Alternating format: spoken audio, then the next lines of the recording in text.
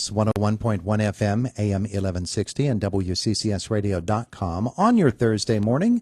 And Jessica Clark is with us once more from the Care Center of Indiana, and she joins us during Child Abuse Prevention Month, and with a little bit of a twist today. And we'll tell you what that twist is. Our conversation brought to you by Marcus & Mack, voted Best Personal Injury Law Firm in the Best of Indiana County contest. Marcus & Mack, a law firm representing injured people. And Jess, good morning.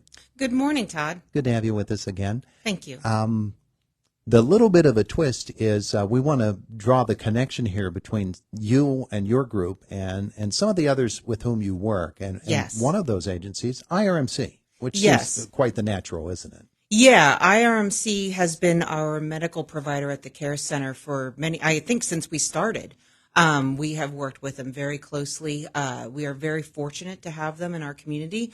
Our SANE nurse, our sexual assault nurse practitioner is Abby Kaler from IRMC, and we are very fortunate that IRMC allows her to do all of our forensic medical exams. Mm-hmm. And we're actually going to have Abby on with us a little bit later in the month. She couldn't be here at this time for us today. So let's talk about child abuse and how it affects not only the child, but the entire family. Absolutely. People think that, it's just a child that's impacted, but it's the entire family. And it impacts children and families in so many ways across the country, in societies, in businesses, in school performance. It kind of stunts that family's ability to be healthy and contributing to the adult world. Yeah. And the effects, we might think, okay, the bruises heal, the cuts heal, and even the broken bones, they all heal, and therefore the kid is healed. Not the case. There are long-term effects that come from child abuse. Absolutely. There's a lot of effects that you cannot see. We can see the bruises and we can see the aftermath of the assault and so forth, but what you can't see are the long-term effects. And these include mental health issues like anxiety and depression, cardiovascular disease, chronic illnesses, decreased productivity, and an ability to build a healthy relationship with other people and in communities. Yeah. These are all the side effects of a child who experiences abuse and maybe doesn't get into the proper services. Yeah. And when we think of psychological damage that is done, but there's actual physical, neurological damage done to kids as well when they're in an abusive situation. Even if the abuse is not a physical type of abuse, it can affect the way that their brains develop. Absolutely. I mean, trauma has a vast impact on the brain and brain development. Positive experiences throughout a childhood helps to build healthy brains. But experiencing childhood trauma, that can actually harm a child's brain development, and it may stunt their growth, and they may not be able to fully grow and be a healthy adult. And these are the effects that we don't see. And they actually cost our society a lot. I'm sure there are many people in prison who have been affected by abuse who never got the proper services that they needed. I'm sure that there are a lot of people who deal with alcohol and drug abuse who were a victim of abuse who did not get the proper services, and it did impact their ability to grow. Yeah. We think of the mental stresses in their lives and the lack of development. The physiological changes fascinate me when we think about, long-term effects that come from abuse. And again, it can be physical abuse. It can be verbal abuse. So that's another way to abuse someone that can actually change the chemistry in your mind. And science is still working on all of those things to figure out, what can we do? What are the effects? Yeah. What are the pathways that get destroyed? What are the pathways that need build up? And I think, we tend to see people who have issues, mental health or drug and alcohol, and we tend to categorize them right away as, lost or broken. But it's really, it's not their fault. They did not get the proper treatment when they were younger so that they could develop the healthy pathways so that they could be contributing adults. And we see this all the time, but we just don't really delve into the reasons behind it. But it costs society a lot more on the back end, and that's what we don't talk a whole lot about. If we do these services up front with a kid in the aftermath of the abuse, they have that opportunity to grow and learn and, have healthy brain development. And it doesn't cost a whole lot. It's not that hard. The services are readily available, especially in Indiana County. They just have to have access to it, and they just have to have an adult who is there for them, an adult who prioritizes their care and gets them into those services. And when that doesn't happen, they never fully recover from it. Yeah. I'm just thinking, and I really can't wait to talk to Abby Kaler about how she deals with you and with your agency in that respect, and the great benefit of working with someone like Abby. It's just it's invaluable, I know, to you as an organization, and you've seen personally how it can affect a child.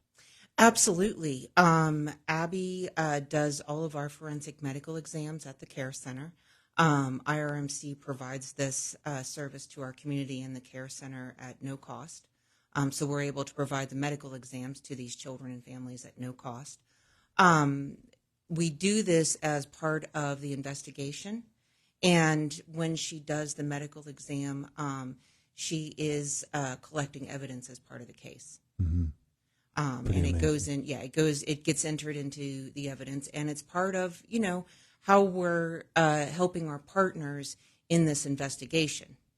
So when there is abuse of a child, and the care center gets involved with this child, that forensic examination is a part of the evidence gathering, and there's more that you do with an abused child. The interview process of learning what has happened in their life, how they've gotten to this point, the abuse that they have suffered.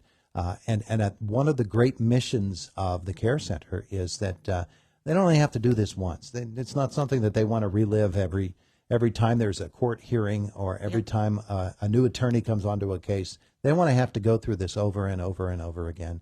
So you take care of it that one time. Yeah. It's...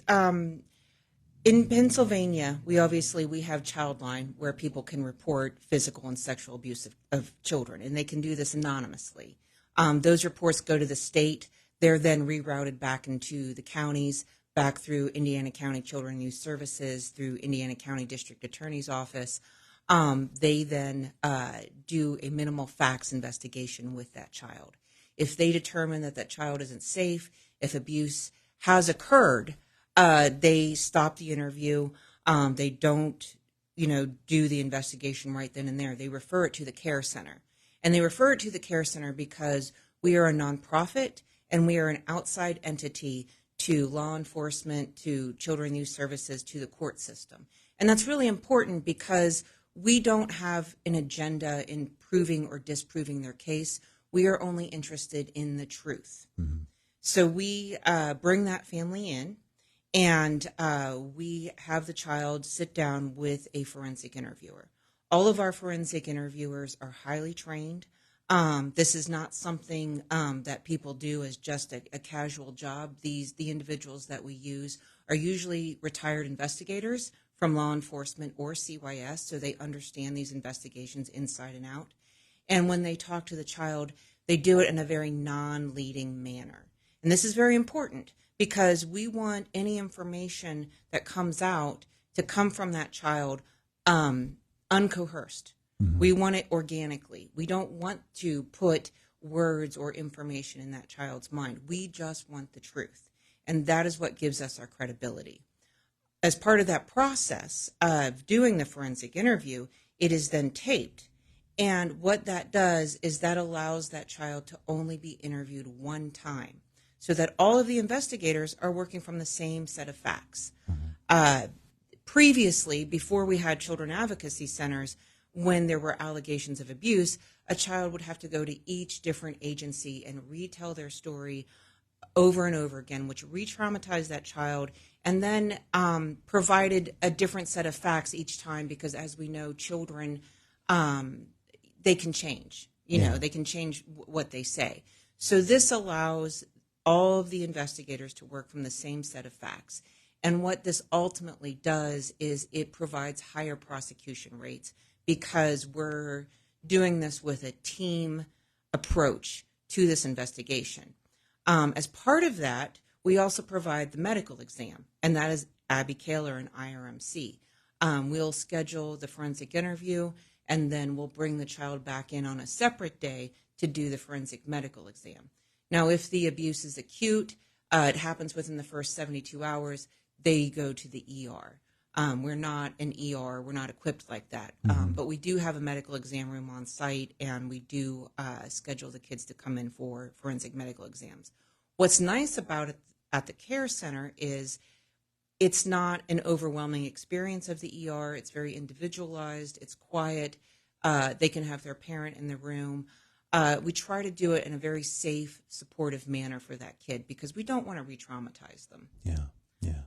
And then while they're there, they're getting other services as well. They're talking to Alice Paul House to get counseling or victim advocacy.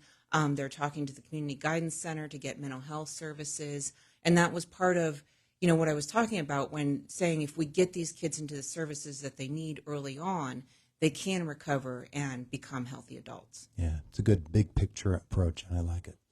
She's Jessica Clark from the Care Center. Thank you for coming in to visit with us. It's Child Abuse Prevention Month, and folks can always avail themselves of your services and learn more about you and what your organization does. What's the easiest way to do that?